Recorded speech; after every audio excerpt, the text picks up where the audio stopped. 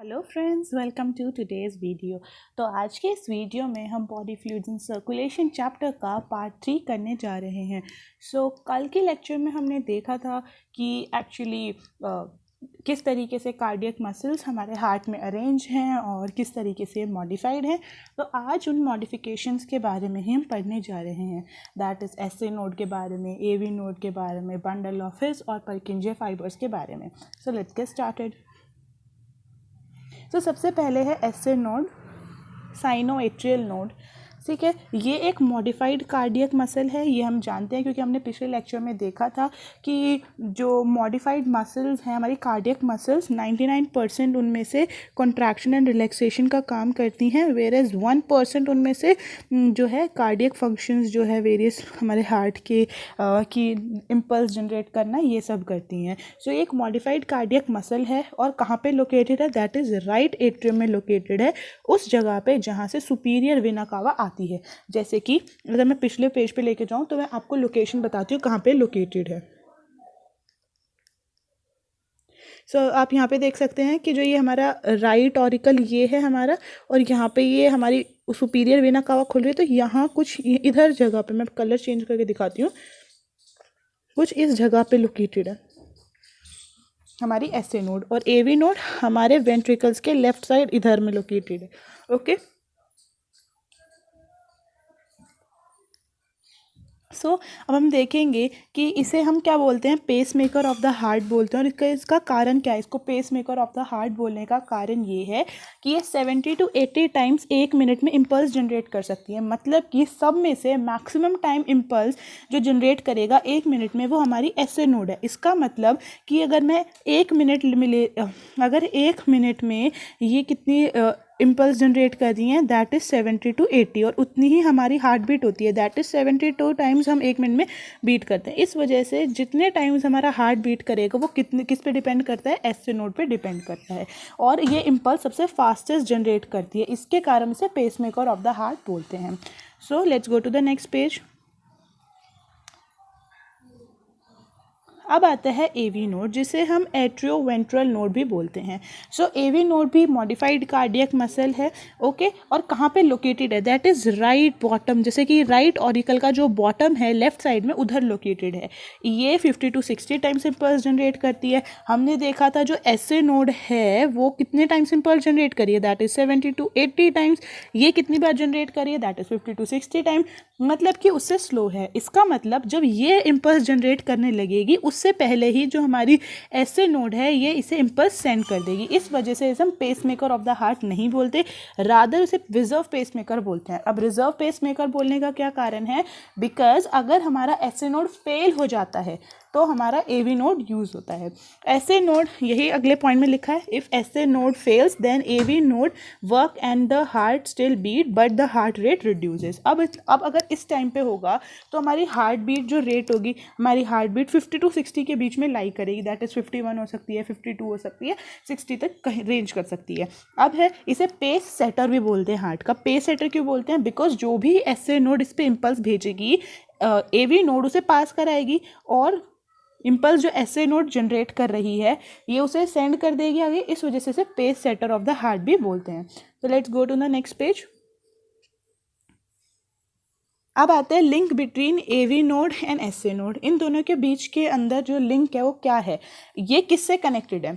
ये 3 internodal fibre से connected है। एसए नोड कहाँ पे लोकेटेड है? That is the right atrium के अपर राइट कॉर्नर में, जहाँ पे एक्चुअली वेना कावा एंटर कर रही है। और एवी नोड कहाँ पे लोकेटेड है? That is the left corner of the right atrium.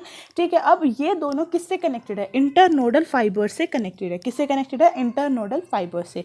3 fibres हैं। सबसे पहला है एंटीरियर, फिर मिडल और फिर पोस्टीरियर।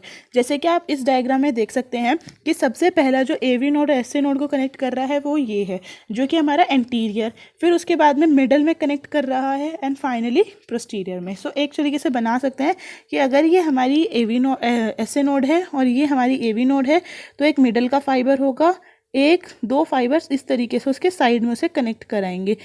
ओके, इस तरीके से कनेक्शंस हैं। That is, this is the middle internodal track, this is the anterior internodal track, and this is the posterior internodal track.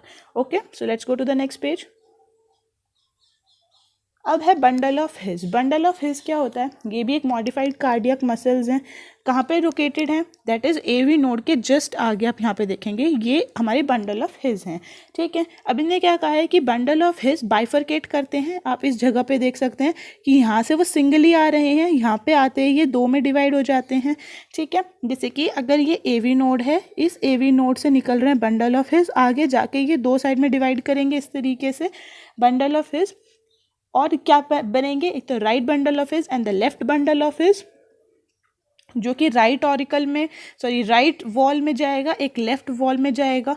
Right wall में राइट बंडल ऑफ हिज जाएगा, left wall में left bundle of his enter करेगा। अब जो ये हैं ये भी जनरेट कर सकते हैं इम्पल्स, बिकॉज ये एक नोडल टिश्यू है, मॉडिफाइड कार्डियक मसल है, ठीक है। इस वजह से जो पेस है, जितनी रफ्तार से ये इम्पल्स जनरेट करते हैं वो कम है एसए नोड से और एवी नोड से। एसए नोड में हमने देखा था 70 to 80 टाइम्स था, इसमें 50 to 60 टाइम्स था, इसमें और भी कम हो जाता है 30 to 40 times only. Okay, so let's go to the next page. आप यहाँ पे देख सकते हैं ये लोकेटेड है और इसके बाद में यहाँ से इस तरीके से वो जा रहे हैं, राइट। अब फाइनली हमारे पास परकिंजे फाइबर्स आते हैं। परकिंजे फाइबर्स हमारे जो लेफ्ट वेंट्रिकल्स हैं, राइट वेंट्रिकल्स हैं, उनकी वॉल्स में स्प्रेड होते हैं पूरी जगह, ठीक है। आप पढ़ते हैं एक्चुअली क्या है, ये मॉडिफाइड कार्डियक मसल्स हैं, वेंट्रिकल्स की वॉल्स में लोकेटेड होती हैं। This is pretty simple. कितनी बार इम्पल्स जनरेट करती हैं? देखो हमने एसए नोड का देखा था which was 70 to 80 times, AV node का देखा था 50 to 60 टाइम्स, अभी रिसेंटली हमने इसका देखा था बंडल ऑफ हिज का जो कि 30 to 40 टाइम्स था, और अब इसका क्या है 20 to 25 टाइम्स पर मिनट, ओके।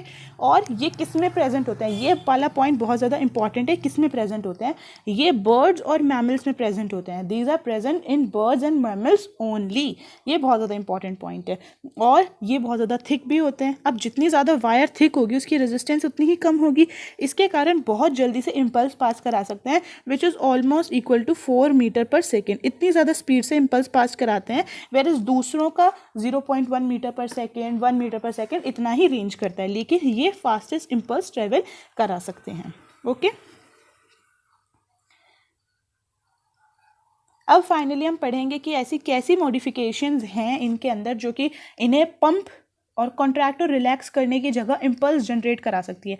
अगर आप इस डायग्राम में देखें तो यहाँ पे हमारे पास एसए नोड लोकेटेड है, एवी नोड लोकेटेड है, यहाँ पे बंडल ऑफ हिज हैं, फिर right and left bundle of his हैं, फिर परकिंजे फाइबर्स यहाँ पे लोकेटेड है। सो एक बहुत कॉम्पैक्ट डायग्राम है, आप अच्छे से इसे रीड कर सकते हो, ओके। अब हम इसे देखते हैं कि मॉडिफिकेशंस क्या है कार्डियक मसल्स में। जो कार्डियक मसल्स होती हैं वो ऑब्वियसली मॉडिफाई कर रही हैं और नोड्स बना रही हैं। क्या कारण है, कौन सी ऐसी मॉडिफिकेशंस हैं जिसके कारण ये इम्पल्स जनरेट कर सकती है? सबसे पहले बहुत ज़्यादा माइटोकॉन्ड्रिया होते हैं इन नोड्स के अंदर, ग्लाइकोजन भी ज़्यादा होता है, और वास्कुलर होती हैं। वास्कुलर, ग्लाइकोजन ज़्यादा, माइटोकॉन्ड्रिया ज़्यादा, बस यही 3 फीचर्स है जिनके कारण एक simple cardiac muscle could be converted into a node, okay. Let's go to the next page. What is the speed of conduction? हमने देखा था कि जो परकिंजे फाइबर्स हैं बहुत जल्दी से इम्पल्स ट्रैवल करा रहे हैं, तो ऐसी कौन सी चीज़ है जिसके कारण इतनी जल्दी इम्पल्स ट्रैवल करा रहे हैं? That is their thickness. तो अब कितनी स्पीड से कौन इम्पल्स कंडक्ट करा रहा है वो देखते हैं। सो अलग अलग नोड्स अलग अलग स्पीड से कंडक्ट कराएंगे, जैसे कि परकिंजे फाइबर 4 मीटर पर सेकेंड से, जो कि क्या है फास्टेस्ट है। फिर उसके बाद bundle of His 0.1 metre per second, और इंटरनोडल पाथवे भी इससे ही, और जो एवी नोड और एसए नोड है 0.05 और 0.05 metre per second. So this is pretty simple. SA node and AV node 0.05 metre per second, जो बीच के फाइबर्स प्रेजेंट होगी that is internodal pathway and bundle of His 0.1 metre per second, and finally Purkinje fibres 4 metre per second, that is because of their thickness, okay. That's it for today's video guys. Thank you for